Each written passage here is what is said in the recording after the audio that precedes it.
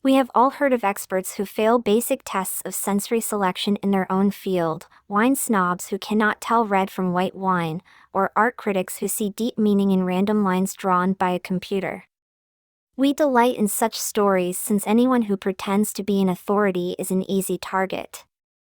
But what if we shine the spotlight on choices we make about everyday things? Experts might be forgiven for being wrong about the limits of their skills as experts, but could we be forgiven for being wrong about the limits of our skills as experts on ourselves? We have been trying to answer this question using techniques from magic performances. Rather than playing tricks with alternatives presented to participants, we secretly changed the outcomes of their choices and recorded how they reacted. For example, in an early study we showed our volunteers pairs of pictures of faces and asked them to choose the most attractive from each pair. In some trials, immediately after they made their choice, we asked people to explain the reasons behind their choices. Unknown to them, we sometimes used a card trick to exchange one face for the other so they ended up with the one they did not choose.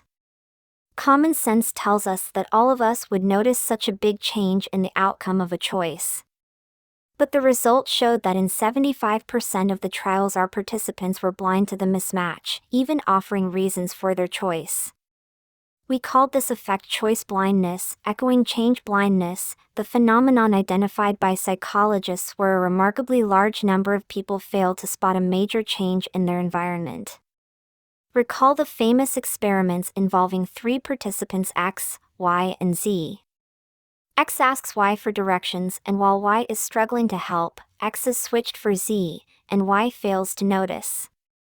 Researchers are still pondering the full implications, but it does show how little information we use in daily life, and challenges the idea that we know what is going on around us. When we set out, we aim to contribute to the enduring, complicated debate about self-knowledge and intention. For all the intimate familiarity we feel we have with decision-making, it is very difficult to know about it from the inside. One of the great barriers for scientific research is the nature of subjectivity. As anyone who has ever been in a verbal disagreement can confirm, people tend to give elaborate justifications for their decisions, which we have every reason to believe are nothing more than rationalizations after the event. To prove such people wrong, though, is an entirely different matter. Who are you to say what my reasons are? However, with choice blindness we drive a large wedge between intentions and actions in the mind.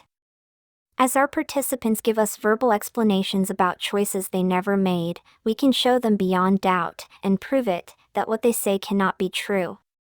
So our experiments offer a unique window into the storytelling we do to justify our past actions, which would otherwise be very difficult to obtain.